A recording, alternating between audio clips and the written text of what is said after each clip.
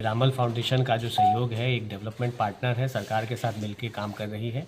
और जैसा आप लोगों को जानकारी है कि जो इस बार जो है यहाँ पे IDA राउंड हो रहा है और जिसमें जो है ये गोलियों का विवरण इन्होंने बताया है कैसे खाना है। और आज का जो ये जो कार्यशाला और प्रेस कॉन्फ्रेंस है वो आप सभी के लिए, मीडिया बंधुओं के लिए है, ताकि ये जो जानकारी है जन जन तक पहुँचे। और जो दवा का सेवन 10 तारीख से यहाँ शुरू होने वाला है, 10 फरवरी से, उसमें आप सभी की तरफ से बहुत संवाद जाए कि ये दवा का सेवन ज़रूर करें, चाहे बच्चे हो, बूढ़ा हो, कोई भी व्यक्ति ना छूटे। क्योंकि ये जो बीमारी ऐसी है, बहुत गंभीर बीमारी है, लेकिन ये बीमारी का जो इलाज नहीं है, लेकिन अगर दवा हम खा लें, क्योंकि हमको आपको हमारे अंदर जो माइक्रोफाइलेरिया है ये हमें पता नहीं है, लेकिन अगर हम गोली का जो डोज प्रेस्क्राइब्ड है अगर हम वो खा लेते हैं तो हम सुरक्षित हैं। तो हमें कम से कम ये कष्टकारक जो आप देखते हैं कि कोई एक व्यक्ति का पैर 15 से 20 किलो का वजन लेके जाता है या जाती हो, उसको कितना कष्ट होगा, और हम लोग नॉर्मल चलते हैं। तो इस वजह से जो अगर हम दवा खा लेते हैं तो एकदम सुरक्षित हो जाएंगे। और जिनको ऑलरेडी हो रखा है, ताकि उनके कष्ट को कम हो सके, जैसे MMD किट के बारे में बताया कैसे सफाई करनी है, और वो दवा खा लेंगे तो कम से कम जो एक स्थिति बनी हुई है उसमें कष्ट कम हो पाएगा। वो सारी चीज़ें बताई जा रही हैं, जैसे आज आपको बताया भी गया है।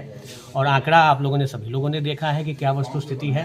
तो इस वस्तु सर ये बताइए कि उसमें आप लिखे हैं कि किसी लोगों को बुखार, उल्टी, चक्कर आ सकता है जी, तो क्यों आएगा सर वो? देखिए, आपको ये थोड़ा समझने की ज़रूरत है कि माइक्रोफाइलेरिया हमारे शरीर के अंदर है ना। तो वो एक तो खाली पेट नहीं खाना है, सबसे इम्पोर्टेंट बात है। ये संवाद आप जरूर दें कि भोजन मतलब पेट भरा होना चाहिए, खाना होना चाहिए, नंबर 1।